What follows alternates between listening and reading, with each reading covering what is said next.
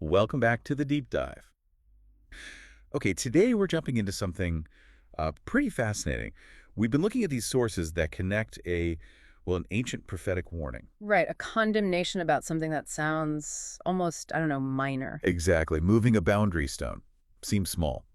But the connection to today, to issues like, integrity, ownership, even professional credit, it's actually quite challenging. It really is. We've sort of centered this whole discussion around one key verse, Hosea 5.10. It's powerful. Incredibly so. Yeah, the prophet Hosea basically calls out the rules of Judah. He says they are like those who move boundary stones. And this is primarily aimed at Judah, the southern kingdom, even though, as the sources point out, the northern kingdom, Israel, was already deep in idolatry, really spiraling. That's the crucial context. Israel was, in free fall, but Judah, they still had the temple, the ritual. The outward appearance of doing things right. Precisely. That external look, maybe even that professional religious success, it was masking something deeper, an internal drift, a disobedience.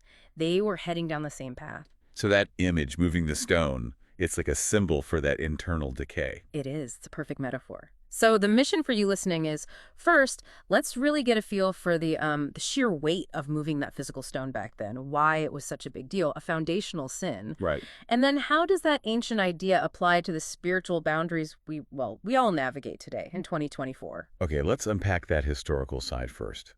Because like you said, moving a boundary stone, it just sounds like, I don't know, a squabble over a fence line, maybe stealing a few feet of land. Yeah, seems pretty mundane. But the readings we looked at, they flagged this as a major offense, Mhm. seriously condemned under divine law. So why? What made it so grave?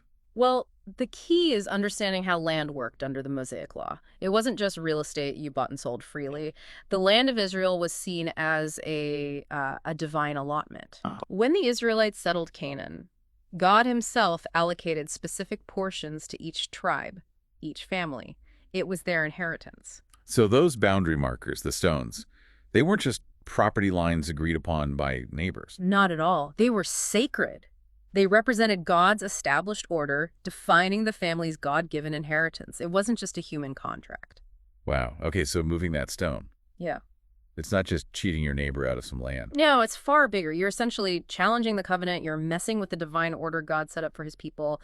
It strikes at the very foundation. I see. And Deuteronomy 19.14, it's very explicit. It says, do not move your neighbor's boundary stones set up by your predecessors in the inheritance you receive. It links the stone directly to the God-given inheritance. That inheritance being the basis for what? Their economic stability, their family identity. Exactly that. Tampering with it destabilized everything, the social fabric, the economy of the community. It showed this deep greed, this arrogance against God's provision. Just pure selfishness, really, masquerading as a minor transgression. And connecting this back to Hosea's message, it becomes even more pointed, doesn't it? Who is Hosea accusing of moving these stones? Yeah, this is where it gets really sharp.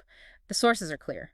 It was the rulers of Judah, the leadership, the elite. The very people who should have been upholding the law, monitoring righteousness, protecting the ordinary person's inheritance. And that's the outrage. They were the ones actually doing it. These leaders, already wealthy, already powerful, they were grabbing more, often at the expense of the most vulnerable, widows, orphans, people with smaller plots of land. And that must have had a corrosive effect on the whole nation. Oh, absolutely. Think about the breakdown in trust. When the people you look up to, the authorities meant to enforce God's commands, are openly breaking them for personal gain. It sends a message, right? If Yeah. they can do it. It gives everyone else a kind of moral license. Leaders' greed breeds national corruption. That behavior just cascades downwards. It becomes normalized. And the sources definitely point to the results. Justice starts to crumble. Truth fades, yeah. Sin just spreads. The very guardians of the boundaries, both the physical land and the covenant loyalty, they became the thieves of the inheritance. And historically, Hosea warned about the consequences, right? Yeah. National collapse, exile. He did. The slight shifts, the seemingly small compromises by leadership, they had massive, devastating consequences down the line. Okay, that historical picture is, well, it's pretty sobering. Hmm. And it forces us to look inward, doesn't it? That's what the sources push us towards. We might not be physically moving stones today. Not literally, no. But the question becomes, have we moved the spiritual boundary stones God has set? The internal ones. That's the core question. We often picture corruption as some huge dramatic fall, But moving a boundary stone, it's sneaky, it's subtle. Just a few inches here, maybe a foot there. Exactly. And the spiritual parallel is that slow, creeping temptation to just nudge the markers of obedience, of holiness, of truth, just enough to make a bit more space for our own plans, our comfort, our ambitions. It's the slow erosion, Yeah. the subtle compromise. Yeah. And it makes you ask, okay, where do we subtly encroach on territory that isn't actually ours? Our readings highlighted two main ways this plays out today. Modern boundary moving, if you will. One related to knowledge and getting credit. And the other related to, well, ownership, particularly in relationships or professional settings. Let's tackle the first one then. Stealing credit. The sources actually called it stealing God's copyright. That's a powerful phrase. It really is, and it often starts from a good place, right? How so? Well, we might start out humbly acknowledging that, any insight we have, any gift, any success, any ability to speak well, it comes from the Holy Spirit. That's the correct starting point. That's the boundary stone of humility, recognizing grace. Okay, I'm with you. But then, pride. It's insidious. It creeps in so quietly. That initial awareness, that acknowledgement of God as the source, it fades. And we start thinking. We start thinking, wow, I really nailed that presentation, or my insight on this project was brilliant, or this ministry success is down to my hard work. We begin attributing it primarily to our intellect, our effort, our skill. Can you give us an example? How does this look in practice for, say, someone successful? Okay, think about maybe a thought leader, someone influential. Perhaps they built their platform on an insight that came from deep spiritual reflection, maybe years of studying scripture. Right. But when they present that idea, maybe in a secular book or a business seminar, or even sometimes in church, they subtly, maybe unconsciously, scrub off the serial numbers. They remove the reference to the divine source. So they present it as their own unique discovery, Yeah. their intellectual property. Pretty much. Or think of a CEO being interviewed about their company's ethical turnaround. They might talk strategy, leadership principles, but downplay or omit the role their faith or the specific spiritual insights that actually formed that ethical foundation played. It gets repackaged. As personal genius, not a divine gift. Exactly. When anyone, speaker, writer, leader, artist, attributes success solely to their hustle, their innate brilliance, their unique method, they're taking credit for something that ultimately originates with God. They're claiming his intellectual property, his glory as their own. Blurring that line between the gift and the giver. Yes. That knowledge, that insight, that ability to connect with people, to lead, to create, it's all granted. It's a stewardship. So claiming personal ownership of the glory that comes from it, that's crossing a sacred line. It's the same fundamental offense as those greedy rulers in Judah stealing land. It's stealing spiritual inheritance. And you said it's often subconscious? Very often, I think. It's not usually a deliberate decision, today I will steal God's glory. It's more like we bask in the applause from yesterday and start thinking, yeah, I earned that. We slide from being a steward of the gift to feeling like the owner. That makes sense. Mhm. Okay, so if pride in stealing credit is the first modern violation, what's the second way we might be moving these spiritual boundary stones? The second area the sources highlighted is possessiveness, especially in roles involving mentoring, leading, or ministry. Possessiveness. How does that work?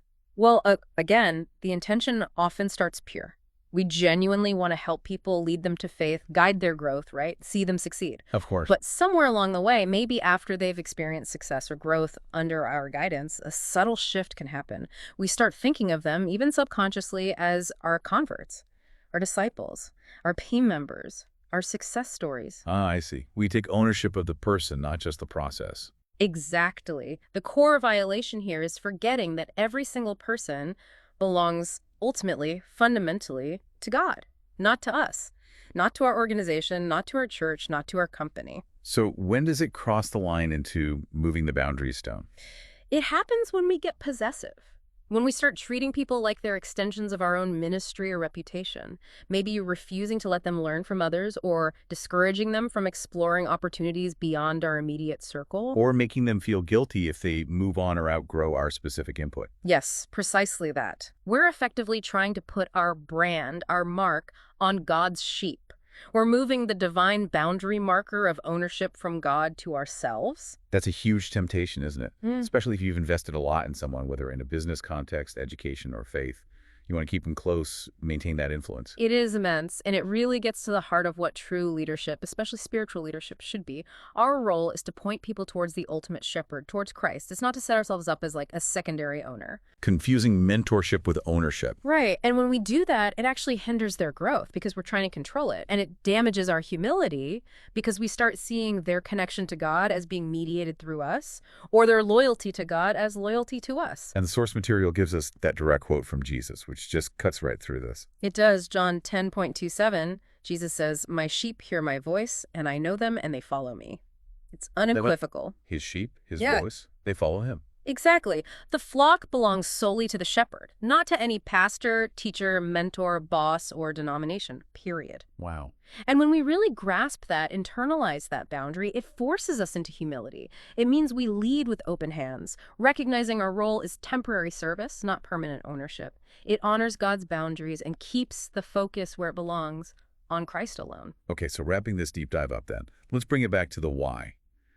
That ancient condemnation in Hosea, moving the physical stone, it was about violating a sacred boundary, meant for fairness, stability, God's order. Right. And the point is, the spiritual boundaries God sets for us today, boundaries of integrity, humility, truthfulness, obedience, they aren't there to restrict us or make life less enjoyable. They function in the same way. They're meant to protect us. Protect us from what? From the poison of pride, from the destructive nature of greed, whether for land or for credit, from the sin that always finds a way in when we start thinking we know better, when we start nudging those divine markers. Staying inside those lines is where we find peace, where we maintain that connection to the source of everything good. So the big takeaway here feels like radical faithfulness. Faithfulness to the lines God has drawn. Don't fudge the truth for convenience or ambition. Exactly. Don't take the credit that belongs to him. Honor every boundary he sets, spiritually, professionally, relationally. Recognize that any success, any knowledge, any positive impact we have, it all flows from him. And therefore, it needs to flow back to him in glory and acknowledgement. Precisely. Which leaves us with maybe one final thought for you to consider this week. Those rulers in Judah, when they moved the physical stones, they weren't just stealing a bit of dirt. They were gambling with the peace, the stability, the very future of their entire community. Right. The consequences were huge. So the question for us is, when we move our spiritual boundary stones, maybe just subtly shift the line on honesty or take a little too much credit or become a bit possessive, what precious thing are we risking? What element of God's peace, his presence, his blessing, are we potentially losing, not just for ourselves, but maybe for the people looking to us? That spiritual inheritance, that's what we need to hold on to. That's the boundary worth guarding.